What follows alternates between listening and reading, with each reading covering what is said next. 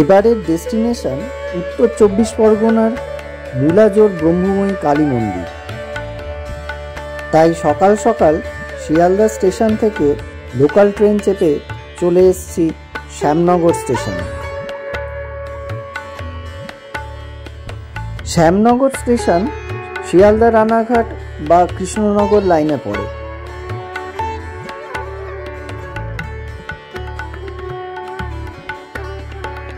Train থেকে নেমে হেঁটে চললাম স্টেশনের প্রান্তরে। ট্রেন লাইনের পাশ ধরে সোজা হাঁটা লাগালাম উত্তর দিকে।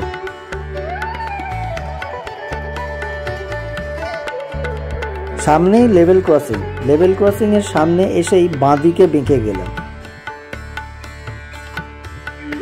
বাঁদিকে বেঁকে বড় রাস্তার ঠিক ওপারেই অটো স্ট্যান্ড। সেই অটো স্ট্যান্ডকে পেছনে রেখে এগিয়ে চললাম ঘাটের দিকে। তবে ঘাটে না গিয়ে আবার নিলাম বাঁদিকে একটা বাঁক। এই রাস্তা ধরেই এগোবো মন্দিরের দিকে। আর ডান দিকে পড়ল রবীন্দ্র ভবন। এই নতুন রবীন্দ্র ভবনটি তৈরি করেছে ভাটপাড়া পৌরসভা। এর আগে এখানে ছিল সংস্কৃত কলেজ, যার প্রতিষ্ঠাতা ছিলেন রাজা গোপীনাথ ঠাকুর। কলকাতায় যখন রবীন্দ্রনাথ ঠাকুরের পূর্বপুরুষেরা পাকাপাকিভাবে বাস করতে আরম্ভ করলেন, তখন তারা দুটি ভাগে ভাগ হয়ে যায়। একটি ভাগ বাস করতে আরম্ভ করে পাথুরিয়াঘাটা স্ট্রিটে, আর একটি ভাগ জোড়াসাঁকোয়। ঠাকুর পরিবারের পাথুরিয়াঘাটা স্ট্রিটের প্রতিষ্ঠাতা ছিলেন এই রাজা গোপীমোহন ঠাকুর। রবীন্দ্র ভবন থেকে বেরিয়ে আবার সোজা হাঁটা লাগালাম। সামনেই একটি মোড়।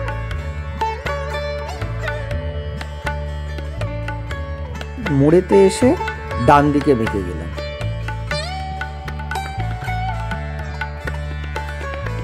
পৌঁছে গেলাম মুলাজোর ব্রহ্মময়ী কালী মন্দিরের চত্বরে।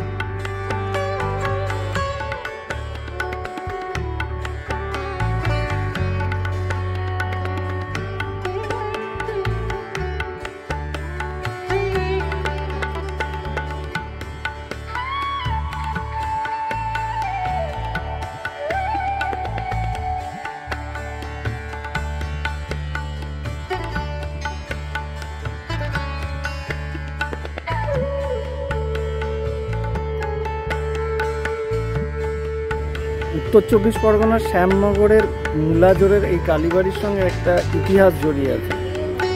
মূলত এটা রবীন্দ্রনাথ ঠাকুরের সঙ্গে কানেক্টেড। রবীন্দ্রনাথ ঠাকুরের অরিজিনাল টাইটেল ছিল কুশারি। এনারা বেসিক্যালি খুলনা বাংলাদেশের লোক।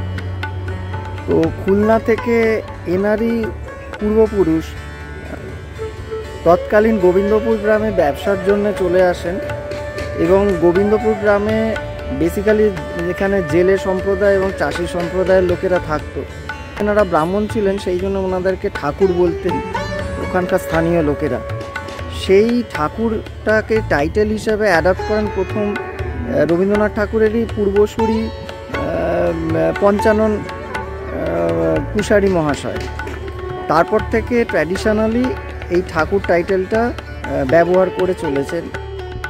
রাজা গোপীমোহন ঠাকুর ঠাকুর পরিবারের পাথুরিয়াঘাটা স্ট্রিটের ব্রাঞ্চটা পাকাপাকিভাবে প্রতিষ্ঠা করেছিলেন।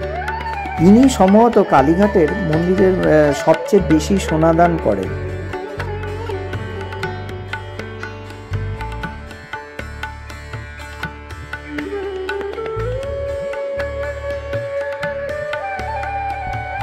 পরে তার ছেলে প্রসন্ন কুমার ঠাকুর এই মন্দিরের উত্তর ও দক্ষিণ দিকে 6টি করে সারিবদ্ধ শিবের দেউল তৈরি করিয়ে দেন। খোদ বামাখ্যাপা এসে এখানে সাধনা করেছিলেন। পৌষ মাসে জোড়া মূলো দিয়ে পুজো করার রীতি প্রচলিত, আর তার থেকেই মন্দিরের এই নামকরণ হয়েছে।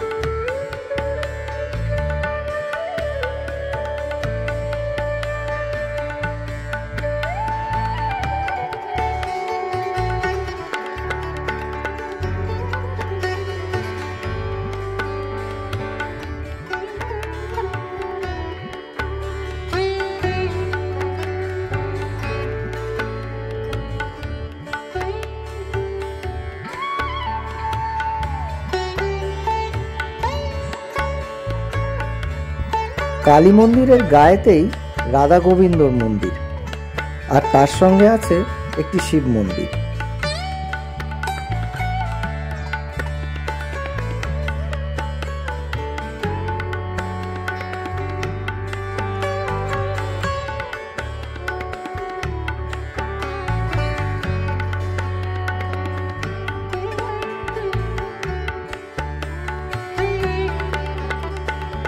পাথুরিয়াঘাটা স্ট্রিটে যে ঠাকুর পরিবারের বাড়ি আছে সেখানকার যে কুলদেবতা রাধা গোবিন্দ জিউ, ওনার যে মূর্তি সেটা পরবর্তীকালে এই মুলাজোর কালীবাড়ির এখানেই স্থাপিত করা হয়।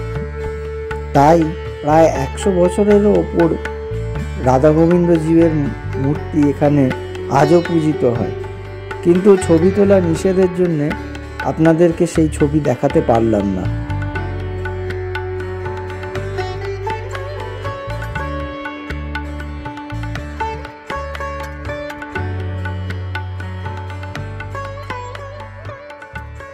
রবীন্দ্রনাথ ঠাকুর নিজে কোনোদিন এখানে আসেননি, কারণ তিনি ব্রাহ্ম ছিলেন। কিন্তু তার সঙ্গে বা তার পরিবারের সঙ্গে অ্যাসোসিয়েট থাকতে পেরে এখানকার বাসিন্দারা নিজেদেরকে গর্ববোধ করেন।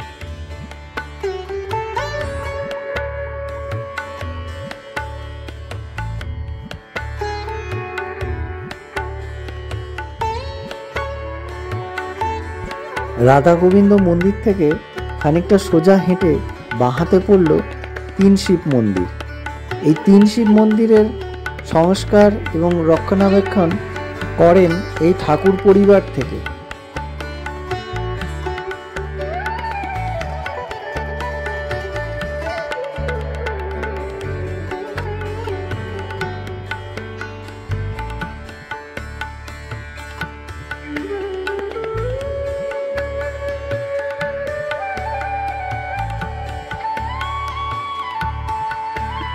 তিন শিব মন্দির ছাড়িয়ে আরেকটু এগোতেই ডান হাতে পড়ল রামকৃষ্ণ মিশন আশ্রম।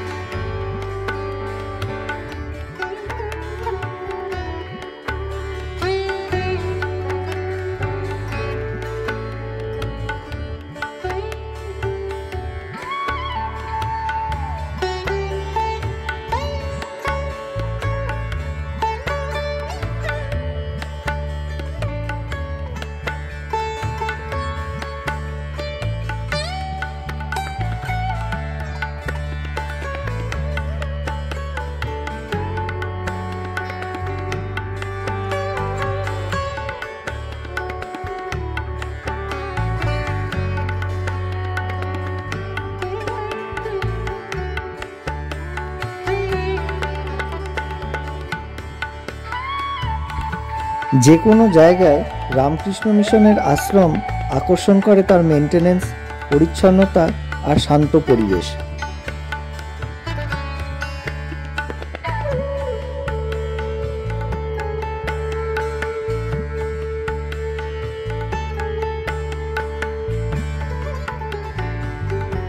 রামকৃষ্ণ মিশনের ঠিক পাশেই শ্যামনগর তেলিনীপাড়া ফেরিঘাট।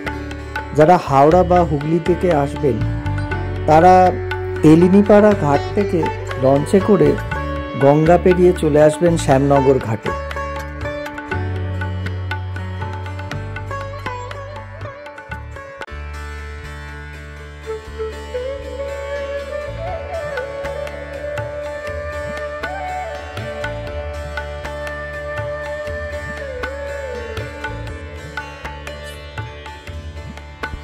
বিকেল হয়ে এসছে, তাই চলে এলাম পরম কালী সাধক নানা বাবার নামে নামাঙ্কিত নানা বাবা ঘাটে।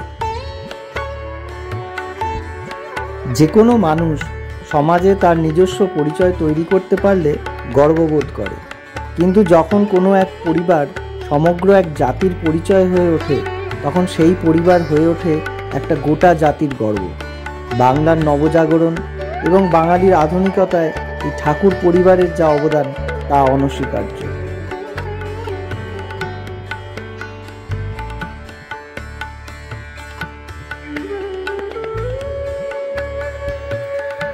সময় নদীর স্রোতের মতো বয়ে যায়, আর তার সঙ্গে চেষ্টা করে সেই স্রোতে ভাসিয়ে রাখতে কালের ইতিহাসকে।